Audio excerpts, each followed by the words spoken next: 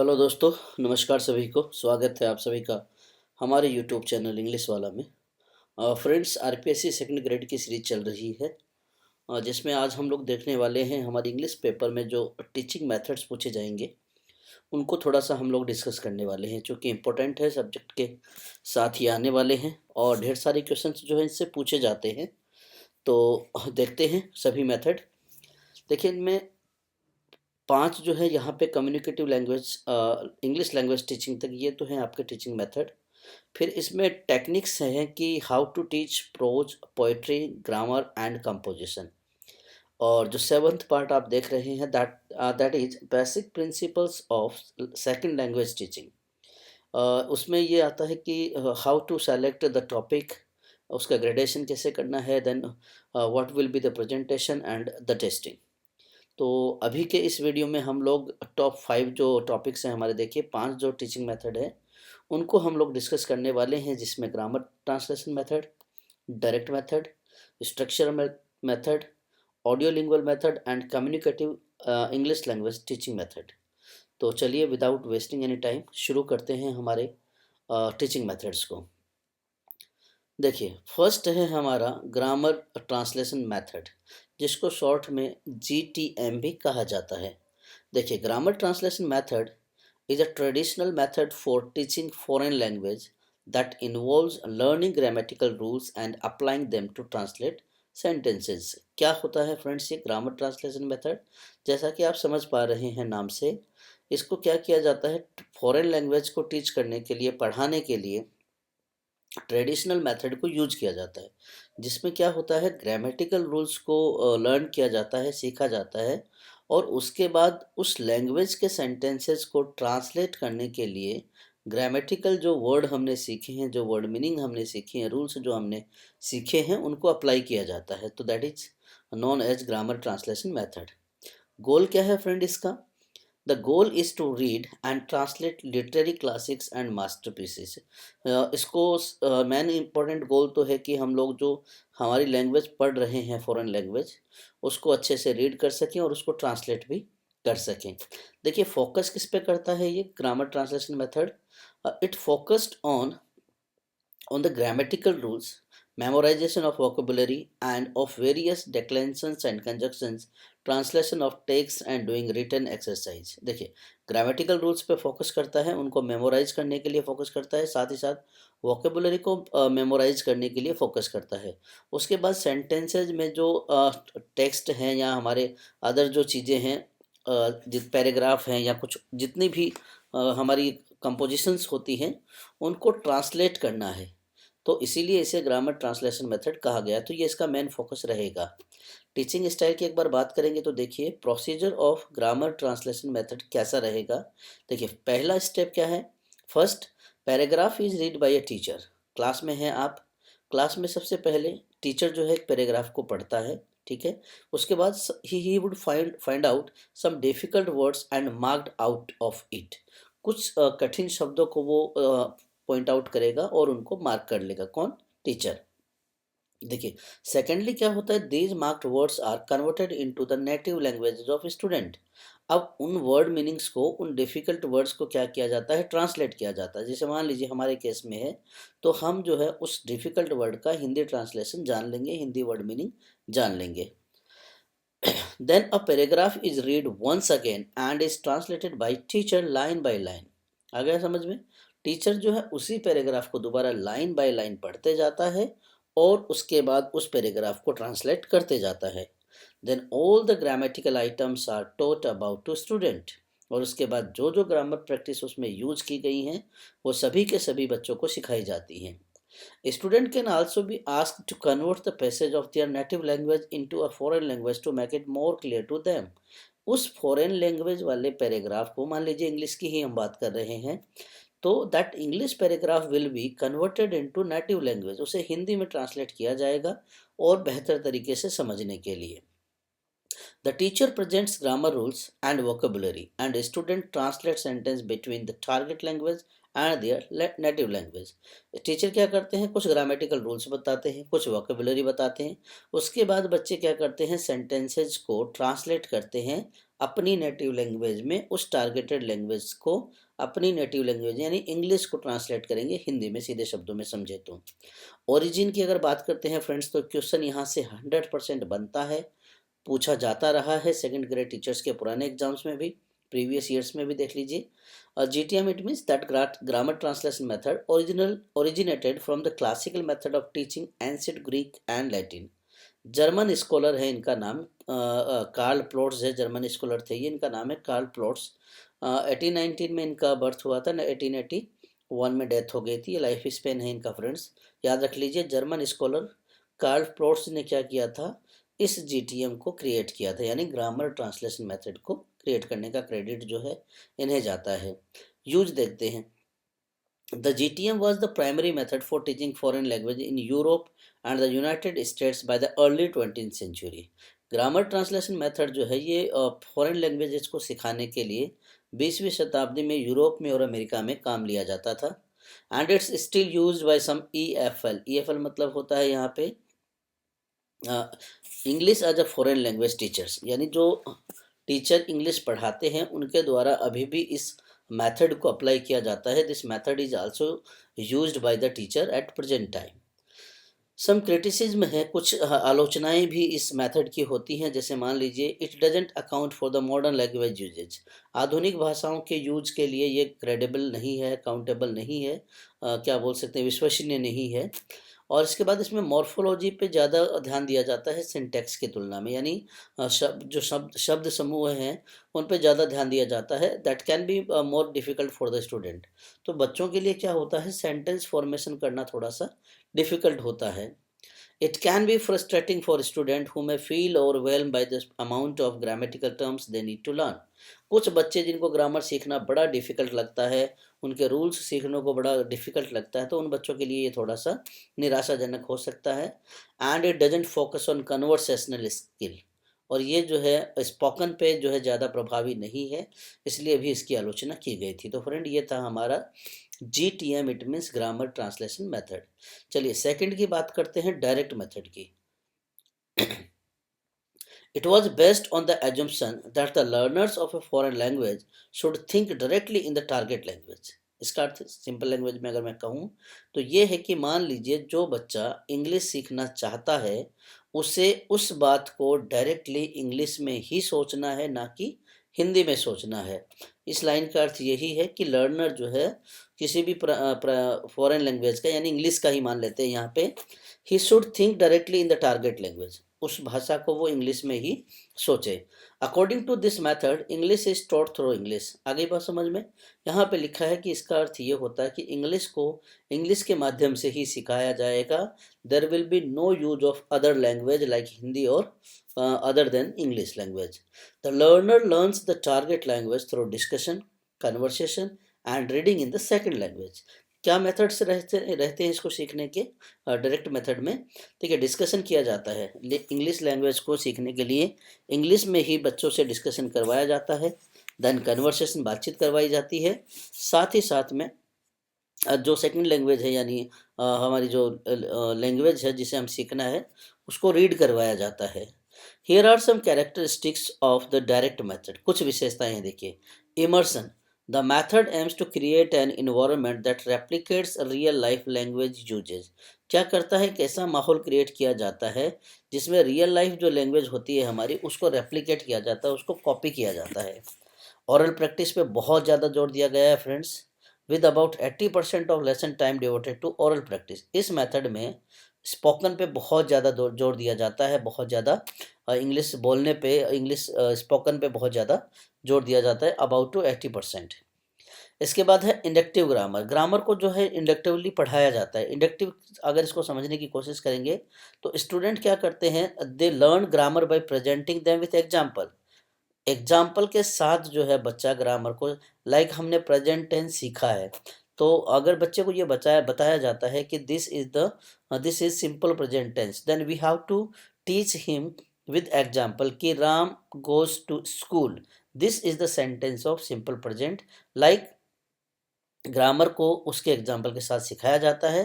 Then asking them to discover the rules for themselves, उसके बाद वो रूल्स की क्या करते हैं, खोज करते जाते हैं, अपने आप ही उनको ढूंढते जाते हैं। Everyday language, the method focus on the teaching useful everyday language, बच्चों को क्या है, रोज रोज रोज रोज जो डे बाय डे या हमारे डेली लाइफ में काम आने वाले जो सेंटेंसेज होते हैं, जो जितनी भी यूजेज होते हैं, उनके माध्यम से बच्चों को इंग्लिश बोलना सिखाया जाता है। देन विजुअल एड्स, कुछ जो है विजुअल एड्स का भी यूज किया जा सकता है, डिमॉन्स्ट्रेशन करके भी बच्चों को ये सब चीज़ें सिखाई जा सकती हैं।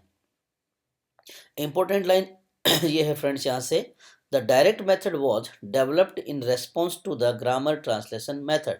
डायरेक्टली यहाँ से क्वेश्चन पूछ लिया जाता है, direct method was developed in response to the के बाद में आपको ब्लैंक स्पेस मिल जाएगा और यहाँ पे आपको भरना है ग्रामर ट्रांसलेशन मेथड, यानी जीटीएम के रेस्पॉन्स में ही डायरेक्ट मेथड की खोज की गई थी, इसको डेवलप किया गया था। Which critics argued taught learners about the target language but not how to speak it. आगे बात समझ में, ग्रामर ट्रांसलेशन मेथड में स्पोकन पे ज़्यादा जोर नहीं दिया जाता था, वहीं पे डायरेक्ट मेथड में जो है स्पोकन पे बहुत ज़्यादा जोर दिया जाता है। Some benefits of the direct method include, कुछ बहुत सारे फायदे हैं इसके डायरेक्ट मेथड के, जैसे प्रोमोट्स नेचुरल कम्युनिकेशन, जो विचारों का आदान प्रदान है, स्पोकन जो स्किल्स होती हैं उसको बहुत ज़्यादा प्रमोट करता है ये। बिल्ड कॉन्फिडेंस, बच्चे में आत्मविश्वास जगाता है। एंड इंगेज स्टूडेंट्स, क्लास में बच्चों को इंगेज रखने में बहुत ही इम्पोर्टेंट मेथड है ये। फिर भी इसकी आलोचना होती है, तो criticise for its limitations particularly in developing comprehensive language proficiency, and critics argued that method lacks sufficient focus on reading, writing and complex grammar instructions। इसकी आलोचना ये कह के की गई थी कि क्योंकि स्पोकन पे इस पे ज़्यादा जोर दिया जाता था, तो आलोचना करने वालों ने ये कहा कि इसमें रीडिंग, राइटिंग और ग्रामर जो लर्निंग है उस पर बहुत कम जो है ध्यान दिया जाता है, that's why it was criticised. चलिए थर्ड को देखते हैं, द स्ट्रक्चरल अप्रोच, यानी ये स्ट्रक्चरल मेथड है। क्या था ये? It is technique for teaching English that focus on sentence pattern and structure. Simple सी बात है, स्ट्रक्चर से ही आप समझ जाएंगे कि ये वो टेक्निक थी इंग्लिश पढ़ाने की जिसमें सेंटेंस के पैटर्न पे और स्ट्रक्चर पे ज़्यादा ध्यान दिया गया था, रादर देन वोकेबुलरी, यानी शब्दों की तुलना में। It is based on the idea that language is best learned by systematically selecting and grading sentence pattern and structure। इसमें ये ध्यान रखा गया था, ये इस विचारधारा पे ये काम करता था ये मेथड, कि जो इंग्लिश है जो हमें सीखनी है, विदेशी भाषा, फॉरेन लैंग्वेज, उसके जो सेंटेंस पैटर्न और स्ट्रक्चर्स को है उनको बहुत सिस्टमेटिकली सेलेक्ट करके सीखना है, उनको ग्रेडिंग के साथ सीखना है, और उनके पैटर्न को अगर हम समझ जाते हैं तो that is the structural approach और स्ट्रक्चरल मेथड। कुछ की फीचर्स यहाँ पे दिए गए हैं, इंपॉर्टेंट पॉइंट्स यहाँ पे दिए गए हैं। देखिए, ये फोकस ऑन स्ट्रक्चर, सिंपल सी बात है, जब हम स्ट्रक्चरल मेथड पढ़ रहे हैं तो it emphasise on understanding the structure of language such as word order, function words and inflections. शब्द की जो जो क्या बोलते हैं इसकी स्ट्रक्चर है उस पर पूरा जोर दिया जाता है। Teach structure one at a time to make it easier for student, each structure is taught individually. एक बार में एक ही स्ट्रक्चर बच्चे को पढ़ाई जाती है ताकि ओवरलैपिंग ना हो, बच्चा कंफ्यूज ना हो, इसलिए एक बार में केवल एक स्ट्रक्चर। अच्छा, इंडक्टिव ग्रामर टीचिंग जो है इसमें भी करवाई जाती है, हमने अभी पढ़ा था कि बच्चे को जो है रूल्स बताए जाते हैं और उसके बाद में एग्जाम्पल दिया जाता है और बच्चा क्या करता है, अपने आप ही आगे के रूल्स को जो है वो फाइंड आउट करते जाता है। एक्टिव लर्निंग इसमें रहती है, बच्चा जो है एक्टिवली इन्वॉल्व रहता है इसमें। कॉन्ट्रास्टिव एनालिसिस होता है इसमें, बच्चे क्या करते हैं, the structural approach emphasise contrastive analysis between the first language and the second language. मातृभाषा यानी नेटिव लैंग्वेज और फॉरेन लैंग्वेज यानी इंग्लिश लैंग्वेज, दोनों में कॉन्ट्रास्ट होता है, दोनों में कंपैरिजन की जाती है, and this is the method, structural method. Habit formation देखिए, हैबिट फॉर्मेशन क्या होता है, The structural approach uses intensive drills to help students from the habit of speaking English. बच्चों में एक ड्रिल करवाई जाती है, एक प्रैक्टिस करवाई जाती है बच्चों में, ताकि वो अच्छे से इंग्लिश को बोल सकें. Structural approach can be used at all stage of education. बहुत अच्छी इंपॉर्टेंट है इसकी ये बात. पूछा जाएगा क्वेश्चन यहाँ से कि किस स्टेज पे स्ट्रक्चरल अप्रोच को पर्टिकुलरली यूज किया जाता है. तो it may be used on all stages of education. It is widely used in the United states in 1950. 1950 के दौरान अमेरिका में इसे बहुत ज़्यादा महत्व दिया गया था. फोर्थ है देखिए ऑडियो लिंगुअल मेथड यानी ALM. जैसे GTM हम लोग अभी बात कर रहे थे, ALM it means audio lingual method. देखिए, it is teaching method for foreign language that focus on speaking and listening skills through repetition and mimicking. देखिए, क्या है ये टीचिंग मेथड है अंग्रेजी सिखाने के लिए, इंग्लिश सिखाने के लिए, फॉरेन लैंग्वेज सिखाने के लिए, जो ये फोकस करता है किस चीज़ पे, स्पीकिंग पे, साथ ही साथ लिसनिंग पे. और ये सब कैसे करवाया जाता है, रिपीटिशन करवा करवा के, साथ ही मिमिकिंग यानी किसी की नकल करवा के, यानी शब्दों को दोबारा दोहरा दोहरा के. It is based on behaviourist theory. Behaviourist theory क्या होती है, which suggest that traits can be trained through reinforcement. यानी अगर हम किसी की प्रशंसा करते हैं, उसको इंकरेजमेंट करते हैं, तो जो है वो लर्नर जो है वो इजीली इन चीज़ों को सीख जाता है. That is the behaviourist method. Example देखते हैं इसका.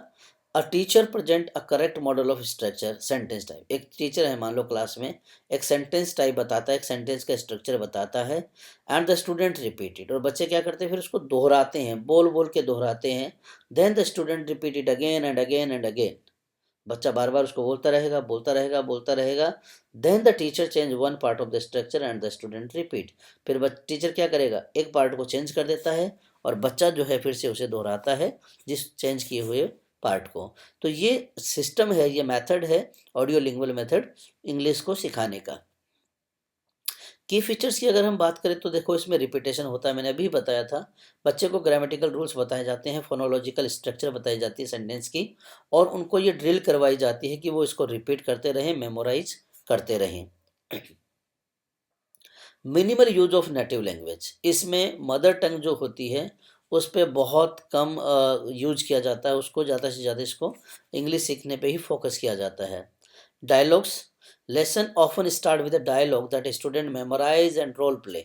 बच्चों को रोल प्ले करवाया जाता है, प्ले लाइक ड्रामा कराया जाता है. साथ ही साथ इसमें जो डायलॉग बच्चों ने याद किया है वहीं से बच्चों को चैप्टर या लेसन जो है ये स्टार्ट करवाया जाता है. इसमें correct pronunciation. Student focus on correct pronunciation and intonation. बच्चे जो है जब किसी चैप्टर को या पोएम को पढ़ रहे हैं तो they have to be careful while speaking it. जैसे मान लीजिए अगर वो चैप्टर पढ़ रहे हैं तो उनका प्रोनाउंसिएशन जो है वो बहुत करेक्ट होना चाहिए. साथ ही साथ एंटोनेशन, इट मीन्स जहाँ उतार चढ़ाव है वहाँ पे उसे प्रॉपर स्ट्रेस के साथ उसे यूज करें. मान लीजिए स्टोरी पढ़ रहे हैं तो once there was a crow, तो जहाँ हम बोल रहे हैं सेंटेंस को तो उसके प्रॉपर इंटोनेशन पे ध्यान देना है, कहाँ उतार है, कहाँ चढ़ाव है, कहाँ कोमा है, कहाँ फुल स्टॉप है. He has to remember everything. Error correction. देखिए टीचर क्या करता है, एरर्स को करेक्ट करता है. अब इसकी थोड़ी सी इंपॉर्टेंट बातें ये भी कर लेते हैं कि it was popular in 1950s और 1960s, but it is not commonly used today. आजकल जो है ये दैनिक जीवन में या लर्निंग और टीचिंग इंग्लिश में ये यूज नहीं हो रहा है. Other methodologies have become more popular due to cognitive use of language learning. बाकी की बहुत सारी चीज़ें हैं, बाकी के बहुत सारे मेथड हैं जो ये पॉपुलर हो चुके हैं ALM की कंपैरिजन में. चलिए लास्ट है हमारा कम्युनिकेटिव लैंग्वेज टीचिंग. ये एक और मेथड है, पांचवा मेथड है. देखते देखते हैं. This is the method for teaching a second और foreign language that emphasizes interaction as a means and goal of learning. क्या होता है इसमें, फॉरेन लैंग्वेज यानी इंग्लिश सीखने का ये दूसरा तरीका है, एक और मेथड है जिसमें क्या किया जाता है, इंट्रैक्शन पे ज़्यादा जोर दिया जाता है. इंट्रैक्शन इट मीन्स विचारों का आदान प्रदान करना, that that may be known as communication, और as a means and goal of learning. यानी इंट्रैक्शन ही एक माध्यम है जिसमें लैंग्वेज को सीखा जा सकता है. इस मेथड में इस बात पे जोर दिया जाता है कि आप एक दूसरे के साथ इंट्रैक्शन करेंगे, कम्युनिकेशन करेंगे, तो this is the best way to learn the language. CLT यानी communicative language teaching is based on the idea that learners can best learn language by practising using it to communicate means to other. यही बात है friends, अगर आप दूसरे से English में बात कर रहे हैं, इंट्रैक्शन कर रहे हैं, कम्युनिकेट कर रहे हैं, तो this is the best way to learn the language, foreign language और इंग्लिश लैंग्वेज। देख लीजिए, जैसे रोल प्ले है। Role play is an effective activity that is often used in the CLT classroom. बच्चों से अक्सर रोल प्ले करवाया जाता है, जिससे जो है इंग्लिश स्पोकन सीखी जा सकती है। और ये जो कम्युनिकेटिव लैंग्वेज टीचिंग मेथड है, इसमें ये रोल प्ले जो है इंपॉर्टेंट फैक्टर रहता है। फॉर एग्जाम्पल, सम स्टूडेंट में लव शॉपिंग। मान लीजिए किसी बच्चे को, कुछ बच्चों को शॉपिंग करना बहुत पसंद है। So the teacher decided that they should discuss their love of shopping through a role play activity. तो वो शॉपिंग के लव को शो करने के लिए बच्चों से रोल प्ले करवाएगा, ताकि उन्हें वो दर्शा सके कि हाँ, this is the thing we wanted to show by the role play. चलिए, इसके कुछ कैरेक्टरिस्टिक्स हम देखते हैं। तो कैरेक्टरिस्टिक्स की हम लोग बात कर रहे थे। तो लर्नर सेंटर्ड होता है ये, यानी जो सीखने वाला होता है उसी पे पूरा ध्यान होता है। मटेरियल्स जो होते हैं उसके ऑथेंटिक होते हैं, चाहे वो टेक्स्ट बुक हो, चाहे पोएट्री हो, चाहे एसेज हो, चाहे नॉवेल्स हो, the materials are authentic. Real life scenario से बहुत ज़्यादा इंपॉर्टेंट है ये रियल लाइफ सिनेरियो, क्योंकि इसमें जैसे रोल प्ले करवाते हैं तो वो भी रियल लाइफ से रिलेटेड है, इंटरव्यू होता है वो भी रियल लाइफ है, साथ ही साथ में ग्रुप डिस्कशन जो है वो भी रियल लाइफ का ही है। एरर टॉलरेंस क्या होता है, इसमें जो है बच्चे की गलतियों को अनदेखा किया जाता है, बच्चे की गलतियों को जो है वो नेगलेक्ट किया जाता है कि अगर तुम मिस्टेक कर रहे हो तो कोई बात नहीं, but you are going to learn a new thing. देखिए, may delay error correction to boost motivation. बच्चे को मोटिवेट करने के लिए उसके एरर्स को नेगलेक्ट किया जाता है। देख लीजिए, जैसे some example of CLT activities include asking student to practice using proper intonation when asking question. बच्चा जब टीचर से क्वेश्चन पूछता है तो उसे ये बोला जाता है कि बेटा you have to use proper intonation, यानी पूरे हाव भाव, पूरे स्ट्रेस के साथ में आपको वो क्वेश्चन पूछना है। Assigning groups of student a scenario to dialogue about such as a car accident. अब बच्चे को कुछ रियल लाइफ सिनेरियो देते हैं और उनको जो है क्या करना है, उसको बताना है। जैसे मान लीजिए यहाँ पे कार एक्सीडेंट है, तो बच्चे को बताना है कि what happen during the car accident. Having a student work in pair group to share information and complete a task. बच्चों के ग्रुप बना दिए जाते हैं, बच्चों के पेयर बना दिए जाते हैं, बाद में किसी भी जानकारी को बताने के लिए या नरेट करने के लिए बच्चों से कहा जाता है। तो फ्रेंड्स, ये थे हमारे टोटल 5 इंग्लिश टीचिंग मेथड्स, और बहुत इंपॉर्टेंट है फ्रेंड्स, ना केवल RPSC सेकंड ग्रेड में, बाकी के जो अदर एग्ज़ाम्स होते हैं, टीचिंग एग्ज़ाम्स होते हैं, उनमें भी ये बहुत इंपॉर्टेंट होते हैं। TGT PGT में भी अक्सर पूछे जाते हैं। तो उम्मीद करता हूँ कि आपको अच्छे से समझ में आए होंगे, और जल्दी ही RPS ये जो इंग्लिश टीचिंग मेथड है, इनके ऊपर मैं एक MCQs लाने वाला हूँ, MCQs का वीडियो। तो आपको और अच्छे से ये क्लियर हो जाएगा कि which types of questions are asked in exams. तो चैनल को शेयर करिए, सब्सक्राइब करिए। धन्यवाद।